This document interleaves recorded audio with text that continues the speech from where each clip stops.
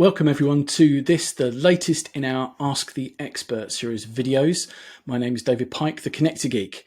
I'm joined today by Brian Linebury and Enrique Canales from TE, and we're going to talk about EV charging. We're going to talk about specifically relays in relation to EV charging. Brian, Enrique, welcome. Glad to see you. Thank you very much, David. Thank you. Thanks for having us. So electric vehicles they're clearly in the news at the moment. Electric charging, electric vehicles, battery-powered vehicles, these are part of the revolution that's going on in the automotive industry at the moment.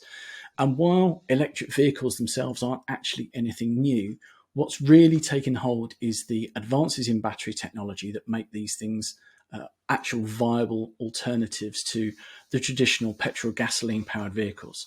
And so electric vehicles are definitely in the news.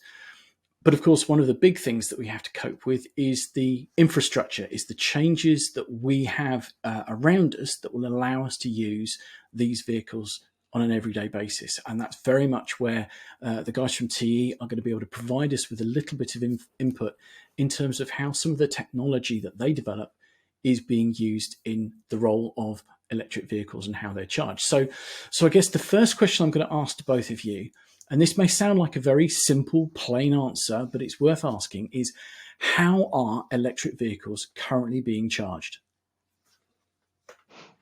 I guess I can start, Brian, if you allow me. Sure. Yep. Well, I guess we should start by talking about what is an OBC, so an onboard charger.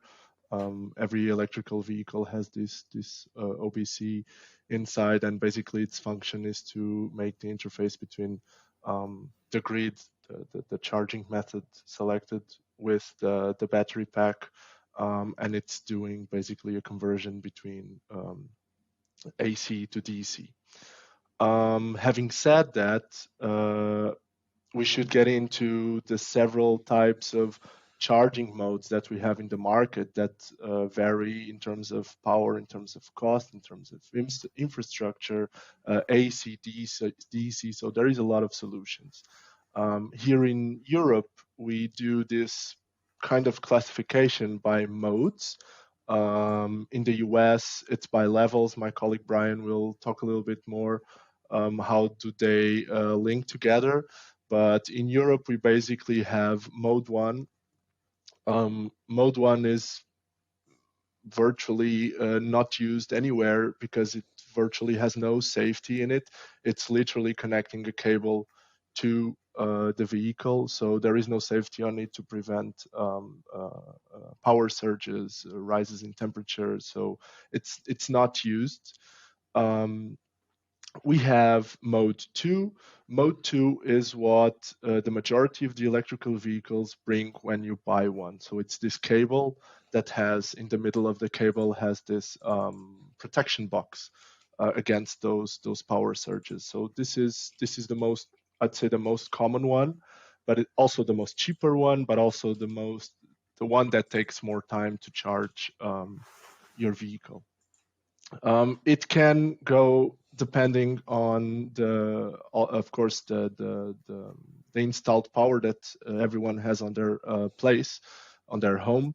It can go up to 22 kilowatts, but usually we are talking about a range of 7 kilowatts. So it's not that powerful. And depending on the car, it can take over 12 hours to fully charge the vehicle. Then we rise to mode 3. Mode 3 is when is the so-called wall boxes. This can be public or at home, and they are also AC, but they are providing more charging power and therefore decreasing the charging time to the vehicle. They are, of course, more costly. They cost more. They involve a little bit more of infrastructure, but everybody with a garage can have it in their own homes. They can range from 11 to 22 kilowatts. We are already seeing some niche until 43 kilowatts. So it really decreases the charging time when comparing to mode 2.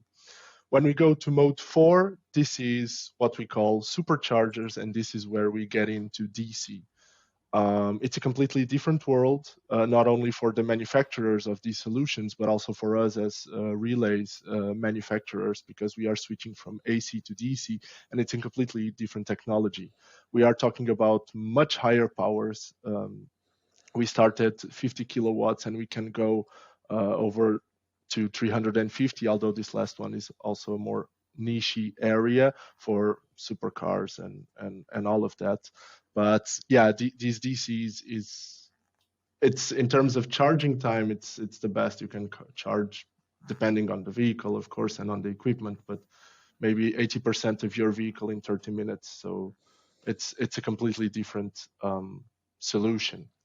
Of course, then it all depends on what you want to spend, what is your vehicle, what is your contracted power in your house. And when we talk about making a road trip and we need to stop on the roadside to charge your vehicle, nobody has 12 hours to charge it. So the solution there needs to be a DC charger. So yeah, it all depends on the cost, on the infrastructure, and what one wants to spend, and on the opportunities available. So I guess this more or less summarizes the different solutions that we have for EV charging. And Brian, Enrique mentioned that there are different standards, or at least different terminology, between Europe and the US. How is it different for US customers? Yeah, the scheme between the U.S. and Europe is similar in scheme wise. The Enrique described the mode 2, mode 3, mode 4, and that tracks in the U.S. with level 1, level 2, level 3. Level 1 would be the basically a portable charging appliance. It probably comes with the electric vehicle when you buy it. Um, you can certainly, of course, get one otherwise. This would be in the U.S. This would be plugging into the 120 volt supply in the residence. So it's going to be very low power, like say, less than 2 kilowatts, a long charge time. But it's something, it's something that is available at the low end. So then moving up to to the U.S. level 2, which is the Europe mode 3. This is the wall box version, and in the U.S. this would be the 240 volt supply. Most residences have a 240 volt supply as well as the 120. So in the garage or in the driveway, a level 2 charger could be installed then to charge your vehicle in much less time. So where before in level 1 we were talking about maybe 2 kilowatts, maybe up to 6 kilowatts. Now we're talking in level 2, say 11 to 40, 50 kilowatts for level 2. Then up to level 3, this is the Europe mode 4 scheme, the configuration, the US level 3. This is the DC fast charging, as Henrik mentioned, high power, DC, expensive. This is the kind of thing that you would not see in a residence, at least most of us. But then you could have a lot of these across the countryside at truck stops, filling stations, municipal parking decks, things of that nature. So very much like the European scheme, just a little different terminology. And that highlights one of the next questions that I had. So we've talked about, let's say that the two lower levels. So in the US, we'd be talking levels 1 and 2. In Europe, we'd be talking about modes 2 and 3. These we could call quite happily the domestic, aren't they? They are the local ones where you are charging your own car. These are AC charging techniques, and yet the supercharging, the ones that replace the gas filling station that we used to, and we touched upon the idea of a long road trip. If you need to go long distances, these are the things that we're going to need, aren't they? These are the supercharging stations. They're DC power. So most of us will be familiar with the difference between AC power and DC power. But when it comes to charging vehicles, what's the difference in terms of the technology, and what challenges does each present? Henrik, maybe I can talk about the user experience, and if you want to maybe take the technology, I can start with the user experience. Sure. Um, I found some data that was interesting, David, that talks about charging time. This is what it really comes down to, the end user experience. Um, and Yeah, as Henrik mentioned, you don't want to wait for hours if you're at a rest stop or a filling station. So say the level one, the mode two, it's going to take several hours, maybe all night, maybe 10, 12 hours at the level one. The level two, however, I found some data that was interesting in this hypothetical situation where you want to add enough charge to your battery to travel an additional 20 miles, or maybe say 30 kilometers. So in that hypothetical situation, how much time will it take you to charge your vehicle? And these figures are going to change and vary from chargers and the onboard charger. These are different limitations, but just as a point of reference, to add that much charge, 20 miles or 30 kilometers worth of charge, for example, for a level two charger, a mode that would be like a mode three, say 47 minutes. 47 minutes of charge time to add enough electricity to the battery to travel an additional 20 miles. Um, if you move up in the level two range to the upper end, and say you're up to like a 22 kilowatt charger, what was 47 minutes now becomes 15 minutes. Now we're still in level two, something that you can install at your home, but it's going to take it's going to take a lot of current. That installation is important to be done right, but now we're from 47 to 15 minutes. If we go up to the DC fast charge, what took 47 minutes and 15 minutes now could take 7 minutes, 1 minute, Mm. depending on the power. So um, massive difference, and it all has to do with how fast you can flow current from the grid into the car, and the charger equipment and the relay and contactor inside is a critical part of that. Henrik, maybe you want to make a point about that. Um, yeah, just taking your words about relay and contactors, maybe we we could make a little bit of what is a relay and what is a contactor, because when we are talking about AC, we are generally speaking about relays, and when we move up to DC, which is so much higher power when compared to AC, we talk about contactors. They are basically they are the same thing. They are a means of switching a high power circuit on and off with a low voltage input. So they are generally the same thing, but then they have characteristics that allow for different applications. When we are talking about AC and with lower powers, and I mean lower when comparing to a DC, um, the relay is much more smaller. It allows for much more switching cycles, and it's much more cheaper, because with lower powers we don't need to fulfill that much security parameters.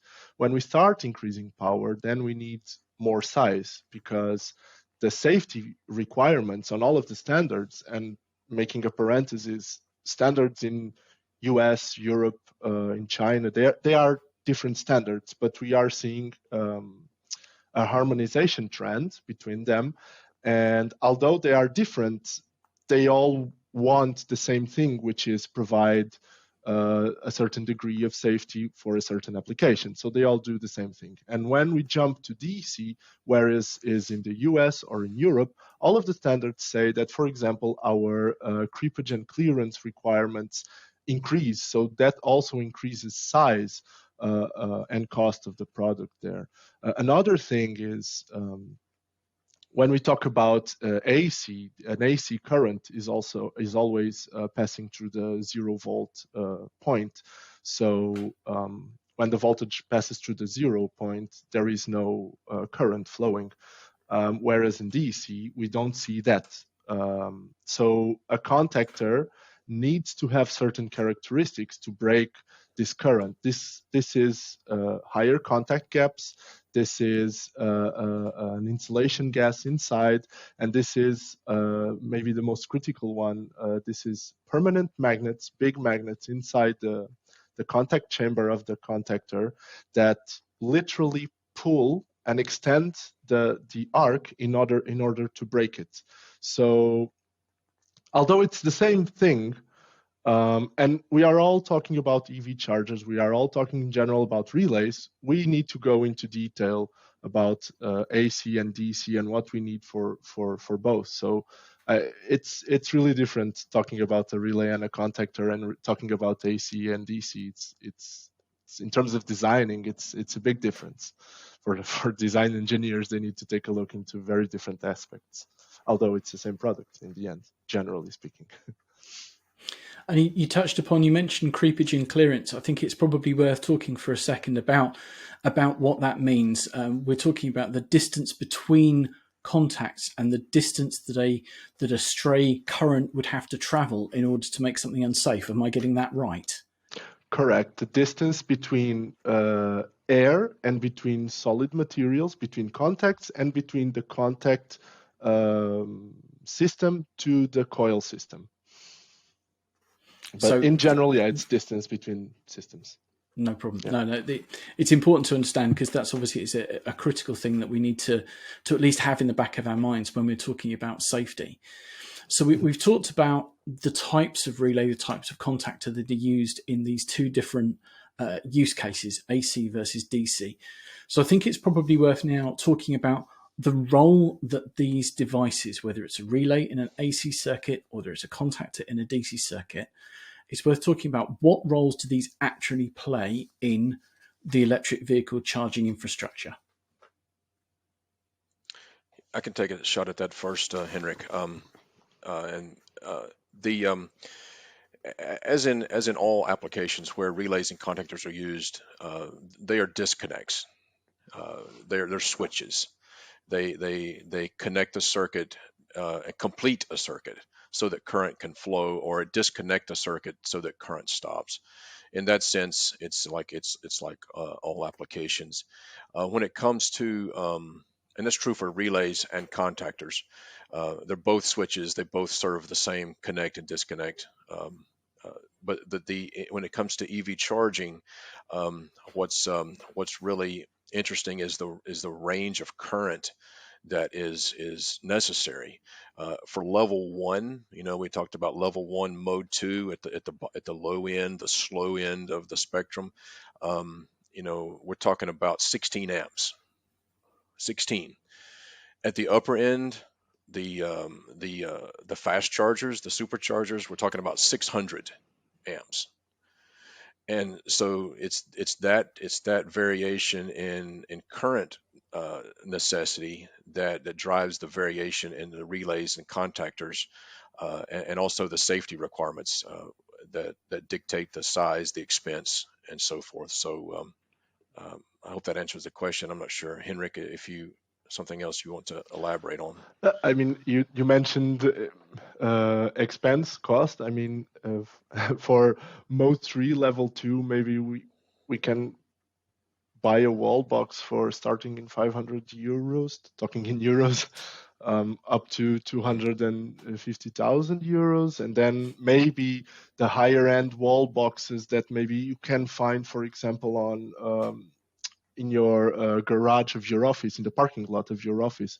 There are some wall boxes that are used in public space, and those goes up to maybe 6,000 euros. When we jump to DC, we are maybe starting at 30k euros and up to 100,000 euros. So it's a big difference in terms of cost. And the same is valid when we compare usually relays with contactors. A contactor cost is way more due to what Brian said. It's the extra cost, David, of those larger DC fast chargers that's driving governments to subsidize the deployment of these charging appliances. They're so expensive, and of course the government is subsidizing and helping to populate this so that the availability of charging can keep up with the availability of the automobiles, and because that's directly related to the so-called um, I forget the term now, but the risk of leaving home and not being able to get back or get to your destination. So, but these things are expensive, and so for example, I know the U.S. government is trying to increase our nationwide network of DC fast chargers from say 100,000 maybe now to 500,000, and we're supplying funding to help that happen.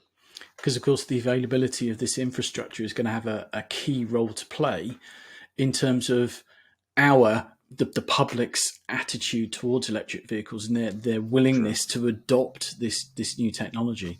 As you say, that the fear of not being able to get to or from the destination is something that drivers of gasoline or petrol powered cars simply don't have a fear of. The infrastructure has been in place for decades and is available very clearly. If you run out of fuel, it's almost because you've neglected to fill up and past the 15 Right. filling stations that you've gone past. Electric is obviously a very different affair, because we need to be sure that the infrastructure is in place for those who need it. So let's talk a little bit about that infrastructure. We've talked about how relays are being used in some of these devices, and these relays are going to be used in simply switching on and off the power, but they're also, I'm guessing, going to have a safety role to play. If sensors detect any kind of unsafe situation, the contactors and the relays will be used to terminate the supply. But in terms of the infrastructure, whether it's curbside or whether it's filling station or whether it's at home, where are these things being used inside the box? How close are they to the outside, as it were? I can start, Go ahead. Brian. Go ahead, Henrik. Yeah. So whereas is a relay or a contactor, these are mainly being used on the main switches. Either it's a wall box or a DC fast charger.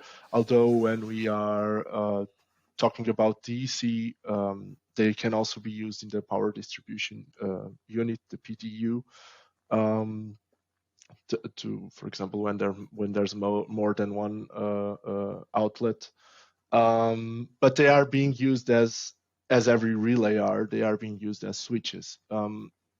What we can, for example, note is for AC, and this is due to the technology of a wall box. An AC relay has to switch much more times when comparing to a DC contactor. Maybe for an AC relay, we are talking about 50K cycles on the complete lifetime of a wall box, whereas a contactor, a DC contactor, it's mainly being used to carry the current, so not switching, because as we are talking about much more higher powers and a completely different technology as an AC wall box, the manufacturers have a lot of other switching devices and braking devices on the setup of the supercharger. Nevertheless, these DC contactors also have to be prepared, as you mentioned, to break the current in emergency situations. But on an AC relay, we speak about 50K cycles. Maybe for a DC contactor, we are talking about a few hundred cycles that they need to be for the whole application lifetime, for the whole supercharger lifetime, because the supercharger has a lot of other redundancies, and therefore the contactor doesn't need to be switching it off that often as in AC. Yeah, I guess that's the main difference between both of them. I actually think that highlights it quite well, because we're talking about two very different technologies. And certainly coming into this conversation, I wasn't aware that that relays and contactors, AC devices and DC devices, would be used in such a fundamentally different way. To a layman like me, a relay is a relay, or a contactor is a contactor. And the fact is, we've got devices having to behave in very different ways. And I think that's then a perfect time for you guys to talk a little bit about the types of technology that TE is developing in terms of the contactor and relay technology and relay devices. What solutions is TE working on, and what solutions are specifically designed for this EV charging world? Yeah, I'll start with talking about a little bit on the AC side. First of all, we talked about the onboard charger. This is a device that's in the vehicle, and it's basically an inverter which converts AC voltage coming in from the charger in the garage, converts it to DC so that the battery can store it. Inside that onboard charger, there are relays. Um, and the size of the relay has to do directly with the rating of the charger. Um, you might have a very powerful charger in your garage, but if the onboard charger in your vehicle is small or limited or older technology, it's only going to charge so fast, no matter how much you have in the garage. Um, so it's the relay inside the onboard charger, or sometimes called the OBC, and TE has a very popular relay for the onboard charger, the T9V relay. It's serving well at a range of the currents that we talked about, 6.6 kilowatts, even up to 11 kilowatts. In cases where the charge coming from the charger is single phase, then you would need two relays, one for line, one for neutral. There's a push now as this market continues to evolve, for three-phase charging, in which case the number of relays would double, one for each phase, one for neutral in the onboard charger. So the T9V relay has the contact gap. It's We mentioned creepage and clearance earlier, and how that's an important safety factor to be compliant with the standards. The T9V has the enlarged contact gap to meet those standards, the safety standards, and it also has a temperature rating. You can imagine on the vehicle, it's not your typical temperatures that you might find around the house. So the T9V is rated at 105C, for that reason, and it's proven very popular. Also, in the onboard charger is a member of our legendary RT family of relays. It's a 16 amp relay, but the RTH is a high temperature version of it that's popular in the onboard charger. Moving to the wall box now, still talking AC, but moving to the wall box, or the level 2 charger, the T92 family, another a decades old family, well proven design, but recently improved, recently updated to a 50 amp version. This is a two pole relay. So for a single phase charger, you would need one relay, one pole for neutral, one pole for line, and the T92H is 50 amps rated per UL rated per pole. So it's really going to be popular.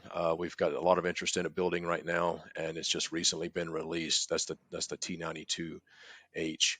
So anyway, that's a quick look on the AC side, the onboard charger, as well as the wall box solutions that we have. Henrik, I think you're going to talk a little bit about the DC solutions. Yeah. So when looking at our DC solutions, and now we are entering, as we mentioned before, in contactors, we always got to start with our IHV portfolio. This is a very established and old family that we have, and this is rated to 900 volts. What we are seeing recently, and has become more and more of a trend, is that with the rising in powers, we are seeing that currently we need to switch over to 1000 volts. And so therefore our IHV portfolio, although it has other applications, as for example in e-forklifts, and on there I don't expect to see any issues with the voltage for EV charging, we now need to look into 1000 volts, rated at 1000 volts. And we are about to launch our ECK family. This will be a round contactor up to 1000 volts, so completely suited to the current trend. Actually, we have, for example, when we talk about bigger vehicles, trucks and buses, maybe we see some niches that require a big higher voltages than 1000, but this is a niche market. Actually, for commercial vehicles, the general idea is that we will not see an increase of power. We will see an optimization of it. So we are expecting that this 1000 volts trend is going to keep for a while, and therefore we are investing on it with our new ECK family. This ECK family will come completely certified with a CE certification here in Europe, and also, of course, UL for the US. I would like to talk a little bit about the CE certification and UL certification. As we mentioned before, these are two different kinds of standards.